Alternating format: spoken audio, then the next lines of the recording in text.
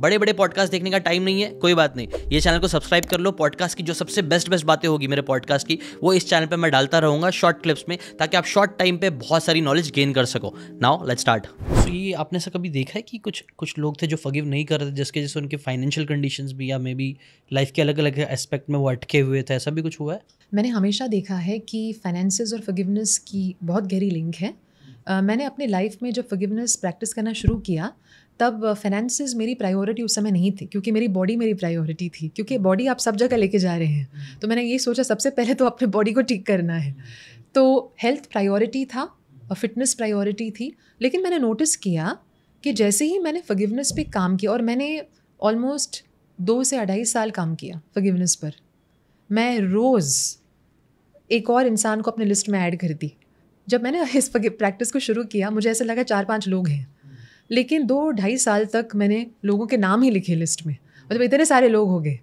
तो फॉरगिवनेस यानी आपका माइंड भी रेडी हो जाता है फॉरगिव करने को। तो आई थिंक वहाँ से जब मेरी भी शुरुआत हुई, मैंने नोटिस किया कि फाइनेंसेस ऑटोमेटिकली बेटर हो रहे हैं, अपॉर्चुनिटीज़ आ रही हैं जो कि पहले नहीं थी। तो फाइनेंसेस डेफिनेटली इम्प्रूव हो जाते हैं। मेरे एक क्लाइंट थे जो बहुत डेट में थे, उनको 2 करोड़ का डेट था, और जब वो मेरे पास आए, उन्होंने कहा कि इतने सारे पैसे हैं, लोग फ़ोन कर रहे हैं, मैं अपने फ़ोन्स बंद कर दिए हैं, क्या मैं इस सिचुएशन से निकल पाऊँगा? तो मैंने सबसे पहले उन्हें यही कहा कि सबसे पहले तो हमें रिलैक्स्ड होना है, माइंड में एक विज़न डालनी है कि हमको इतने पैसे आ गए हैं, जितने आने हैं उससे थोड़ा ज़्यादा रखिए माइंड में, ताकि हमेशा सबकॉन्शियस माइंड को लगे कि सिर्फ हमें ऑब्लिगेशन ही नहीं पे करना है, हमें उससे ज़्यादा चाहिए। तो इससे थोड़ा प्लेंटी की फीलिंग आती है। तो हमने कहा अगर आपको 2 करोड़ चाहिए तो आप ऐसा करो कि आप 2.5 करोड़ का विजन रखो अपने लिए। और धीरे धीरे करके हमने फॉरगिवनेस, क्योंकि उनको ऐसा लगता था कि मुझे सपोर्ट नहीं किया गया, मेरे माँ बाप ने मुझे नहीं सपोर्ट किया, मेरे भाई ने मुझे नहीं सपोर्ट किया, और हर बात में, हर कॉन्वर्सेशन में यही आता कि उन्होंने मेरे साथ गलत किया, उन्होंने मेरे साथ गलत किया। तो इसीलिए हमने फॉरगिवनेस पे काम किया। इनफैक्ट ऐसे बहुत से लोग थे जिन्होंने जिनके लिए पैसे उनके अटके हुए थे, और मैंने उनसे ये कहा, आप इमेजिन करो कि लोग आपको पैसे देना शुरू कर देंगे। तो रोज़ रात को वो सोने के पहले इमेजिन करते कि ये लोग मेरे पैसे लौटा रहे हैं। एक अच्छी चीज़ हुई, 2 से 3 हफ्तों में एक कज़न जो इस शहर में भी नहीं रहते थे, वो उस शहर में आ गए, उनसे मिले, और ऐसी बात निकली, उन्होंने कहा कि मैं बहुत प्रॉब्लम में हूँ, इतने सारे पैसे हैं। उन्होंने कहा कि तुम चाहो तो मैं थोड़ा हेल्प कर लूँ तुम्हारा अभी, एटलीस्ट तुम्हारा जो अर्जेंट है वो तुम दे सको। तो उन्होंने जब मुझसे बात की, उन्होंने कहा कि डॉक्टर, ये कज़न तो मेरा कभी भी, उसने मुझे आकर फ़ोन कॉल भी नहीं किया है, ये कहाँ से आकर इसने कहाँ से मुझे ये ऑफ़र दी है।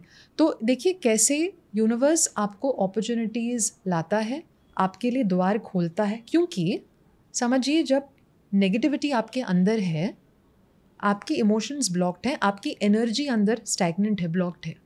जैसे ही वो इमोशन निकलती है, क्योंकि दुनिया में कभी भी वैक्यूम नहीं हो सकता है, अगर एनर्जी बाहर जाती है तो एनर्जी को अंदर आना है, और अगर एक नेगेटिव इमोशन निकलती है तो एक जगह बनाती है एक पॉजिटिव इमोशन के लिए। तो इसीलिए फाइनेंसेस हमेशा इम्प्रूव होते हैं, क्योंकि हम हमेशा ये मानते हैं कि जो प्रॉस्पेरिटी है वो इस तरह से हमारे लाइफ में आती है कि जब हमारा माइंड क्लियर हो। से दिवाली में हम सफाई करते हैं घरों की, कि इस तरह से हम माँ लक्ष्मी को वेलकम करते हैं कि मन साफ़ हो, शरीर साफ़ हो, घर साफ़ हो। तो नेगेटिविटी भी एक तरह की सफाई है जो आप कर रहे हैं अपनी। ऑटोमेटिकली फाइनेंसेस इम्प्रूव होते हैं, रिश्ते इम्प्रूव होते हैं, फाइनेंसेस इम्प्रूव होते हैं, और हेल्थ, सीरियस हेल्थ कंडीशंस होते हैं जो इम्प्रूव हो सकते हैं। मेरे एक क्लाइंट थे जो 1.5 ईयर्स तक बेड पे थे एक एक्सीडेंट के बाद, और बहुत थेरेपीज़, फिजियोथेरेपी करने के बाद भी बहुत उन्होंने ट्राई किया, उनकी सर्जरी भी हो चुकी थी, वो नहीं चल पा रहे थे। हमने फॉरगिवनेस पे काम किया। मोस्ट इम्पॉर्टेंटली उनके घर पे हमने कोई सिंपल चेंजेस किए, जैसे कि जिस तरह से उनकी चीज़ें रखी थी बहुत ज़्यादा क्लटर्ड थी, उनके रूम में भी चीज़ें बहुत क्लटर्ड थी। तो जैसे हमने फिज़िकल एनवायरनमेंट को भी थोड़ा ठीक किया और उनके माइंड को भी धीरे धीरे करके लाइटर करवाया, ऑटोमेटिकली जब वो विजुअलाइज़ करने लगे, उनकी कॉन्फिडेंस बढ़ने लगी। अब तक वो विजुअलाइज़ कर रहे थे, उन्हें कोई फीलिंग नहीं आई अच्छी, लेकिन जब उन्होंने फॉरगिवनेस पे काम किया, ऑटोमेटिकली कॉन्फिडेंस आ गया कि मैं कर पाऊँगा, और धीरे धीरे वो कर पाए। राइट। सो मैं कई बार लॉ ऑफ अट्रैक्शन की बातें करते तो हम इसमें एक चीज़ पे आ जाते हैं, फीलिंग्स पे। खैर इसके ऊपर मैं बात करूँगा, बट मुझे लगता है शायद ये अगर आपको ये बातें काम की लगी होगी तो do check out the full podcast यार, जाके देखो, डिटेल में चीज़ों को समझो, तब ज़्यादा अच्छे से समझ में आएगा, ज़्यादा अच्छे से आप अपनी ज़िंदगी में चीज़ें अप्लाई कर पाओगे। Thanks so much and subscribe this channel.